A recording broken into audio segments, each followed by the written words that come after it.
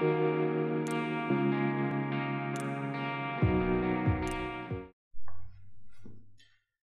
everyone, my name is Isamu Ryono, and I am currently serving as Minister of Mason America Church located in Malvern, New York. I apologize in advance for not making it in person.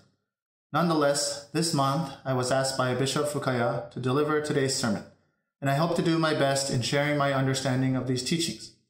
Therefore, I ask that you please bear with me for a short while.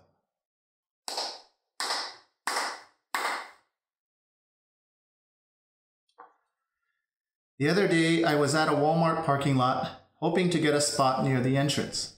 I had my entire family with me, and usually we get a good spot. It was the Memorial Day weekend, so cars were all over the place. I waited, and finally a car very close to the entrance began pulling out. Rushing, I got there first in line. As soon as the car pulled out, another car swerved in and took the spot, and naturally, I reacted with anger pulling up to the car.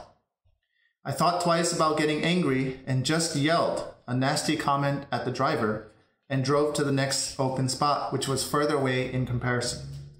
My daughter from behind asked me, "Daddy, why did you yell at that man?" At that moment, I felt a sense of guilt rise within and acted as if I did not hear her. I could have told her because the man stole Daddy's spot and tried to justify my actions, but I was reminded of the fact that I am a Tenrikyo minister.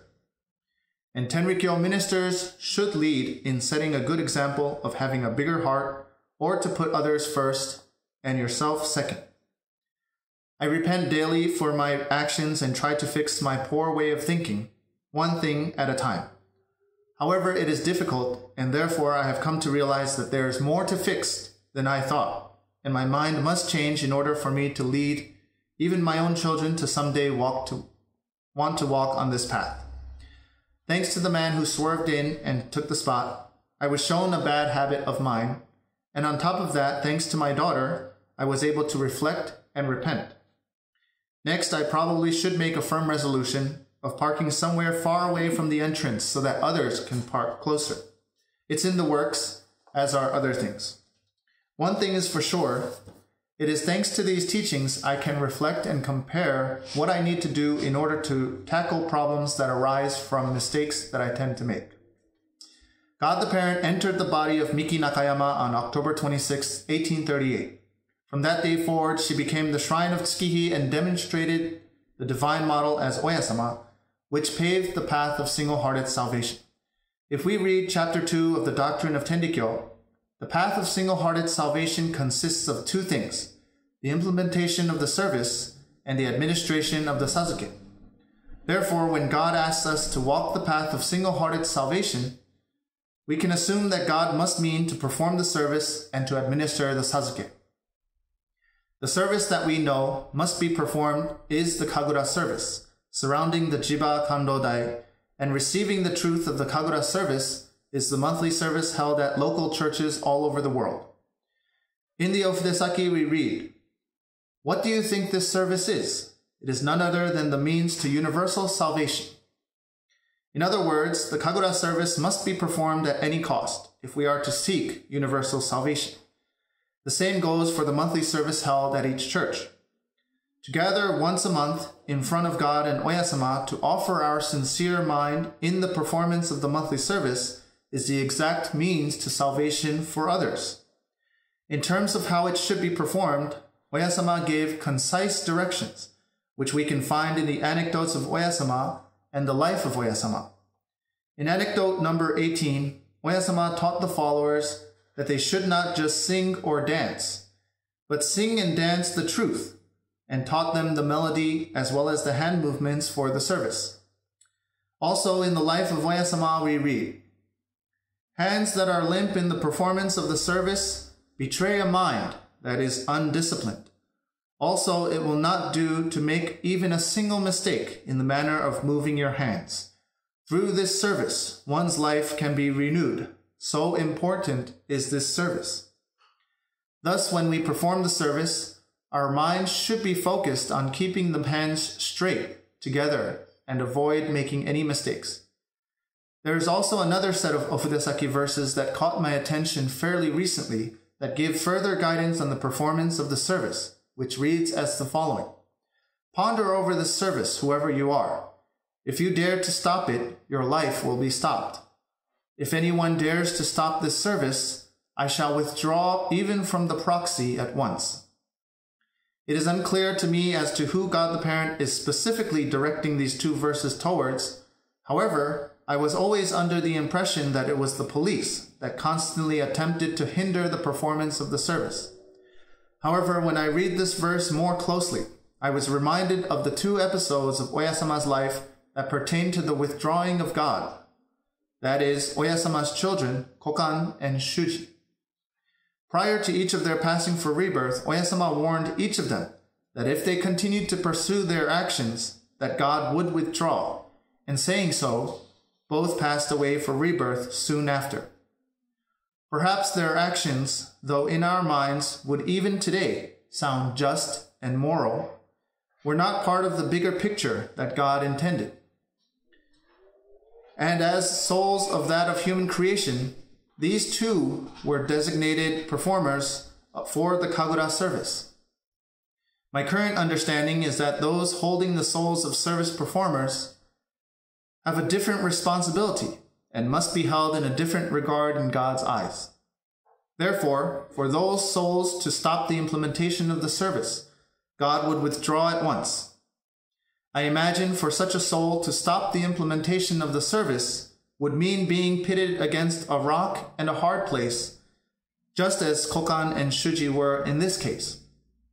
In other words, we may have to make very difficult decisions in life to prioritize performing in the monthly service, especially for service performers. Oyasama also taught us of the teaching of a thing lent, a thing borrowed. This body is a thing lent to us from God the Parent. And from our perspective, we borrow this body from God. The only thing that we can call our own and are free to use is our minds. There are good ways to use the mind, and there are bad ways to use the mind. Good ways to use the mind are being grateful for what God has blessed one with, or wanting to do God's work, for example. On the other hand, Oyasama compared the misuse of the mind to dust. Like dust, if it accumulates in our mind, it clouds any clarity we may have had otherwise. Dust will accumulate no matter who you are, and no matter how hard you try to isolate yourself from others. However, it cannot be left to accumulate. Dust must be swept, and this is done by performing the daily service. For each service we perform, whether in the morning or the evening, we must ask God to act as the broom and sweep the mind clean of any dust we have accumulated that day. And by doing so, God will sweep each of our minds daily. In other words, you cannot sweep your own dust. It must be swept by God. And the only way God can sweep the dust away is if we perform the service. Rather than perform the service by yourself at your home, it is better and ideal to perform the service in unison at your church, asking God the Parent to sweep your mind directly. We cannot choose to perform the daily service sometimes, or once a month, or whenever we can or feel like it. It must be done daily. That is, if one wishes to maintain a dust-free mind. This is a fundamental practice of Tendikyo followers. We must re-emphasize and remind ourselves that performing the service daily means that God acts as the broom and sweeps our dust away. This is important. However, we also must account for all the dust accumulated prior to our performing the service daily. The dust that has hardened over the years and caused stains on our minds. If we get angry or hold a grudge against someone for so long, and we do not have that dust swept away, then naturally such uses of the mind will stain, and we will have an unconscious tendency to use such a mind. No matter how right one may think he or she is, the fact that one uses such a mind is evidence of such a stain. When we have a stain on our minds see the world through that stain. And not only do we have stains from this lifetime, but from our past lives as well. Just when we thought by doing the daily service all would be good, we also have our stains that we must take care of as well. When dust accumulates and stains the mind, this is called innen, or causality. Innen is also taught as the mind's path. In other words, what kind of uses did the mind go through in this lifetime? And in the past lifetimes as well. To make this easier to understand, Oyasama taught the followers through the metaphor of seeds. If you plant an apple seed, a tree with an apple fruit will grow. If the mind is used properly, then proper seeds will grow. For example, being grateful for God's blessings will give you a tree with more blessings. Likewise, if you plant a bad seed, a tree with bad fruit will grow. In other words, when we misuse the mind and let such a dust accumulate and eventually stain the mind, it has already grown into something worse, causing suffering to amplify. When we imagine planting a seed, we know we must cover it in soil and hide it from any birds or animals hoping to devour it. We also know that if it's a seed we do not wish to grow, then it must be dug out from the soil. When we use the mind in a good way or a proper way, we should keep it to ourselves, hidden in the soil, and not dig it up to eventually bear good and proper fruit. Likewise, if we use the mind in the wrong way, it would be best to let others, especially our parents, know and dig the bad seed out of the soil so that it does not grow to bear any fruit in the future. Unfortunately, many of us learn about this later on in life and already have planted bad seeds throughout one's life and unknowingly harvested a forest of trees with bad fruit. In other words, we have accumulated dust unknowingly and without realizing it. Stains have appeared on our mind. Remember, God will sweep our minds from the dust we accumulate daily through the service done daily. However, these stains on our mind or accumulated dust from prior are our own responsibility. We have nobody to blame but ourselves. But rather than sulk and feel sorry for oneself, God also taught us that there is a means to deep cleaning and attacking the problem from the root. Many other faiths teach how to resolve the issue temporarily. However, Tendikyo will teach one how to get rid of the problem from the root cause, and this is called Tanno. Tanno, or joyous acceptance, is the only way we can rid ourselves of these stains, or these trees with bad fruit. In other words, our suffering. We must find joy somehow in the suffering we are experiencing at the current moment, whether it is through illness or some kind of problematic situation. We must identify and recognize that this is our own causality. And two, we must sever the causality through Tanno. Obviously, this is not an easy task. However, God says that this is the only means to sever the root of the problem. God also taught us that through devotion and contributions, over time, we will be guided to Tanno. Regardless, Tanno is the only means to completely rid oneself from the stains of the mind. If one is seriously contemplating how to get rid of the root cause of one's suffering, then Tanno is the key. Despite all this, we are all equal children under God the Parent, and we are all loved and given an equal amount of blessings. When we borrow this body, we are also borrowing the ability to see and to hear, to touch and to smell and taste. We borrow the ability to walk and have our hearts beat even while we are asleep.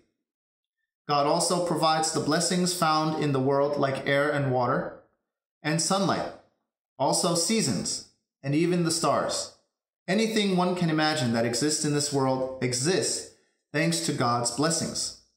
We all bask under the same sun and live in this universe. And all of this is the bosom of God the Parent. Based on each and every one of our causalities, we are born in different regions of this world and under different situations. Regardless, it is up to each and every individual mind to realize these blessings of God the Parent and understand how much one receives each and every day. Does one feel grateful to have eyes to see, or ears to hear, or a mouth to eat, or legs to walk with? There is an infinite amount of blessings we receive daily, and there is not one group of children that get less blessings than others. In fact, God provides for all of us children, yet it is up to us to realize just how blessed we are. If we feel life is unfair and there are nothing but shortcomings, then one will only have a life receiving shortcomings. However, if one feels fulfilled and grateful for all one receives, then one will have a life filled with blessings. If everyone feels fulfilled and grateful, then we would all receive the same amount of blessings from God the Parent. In other words, it's up to our minds to decide. These teachings are the measure of heaven.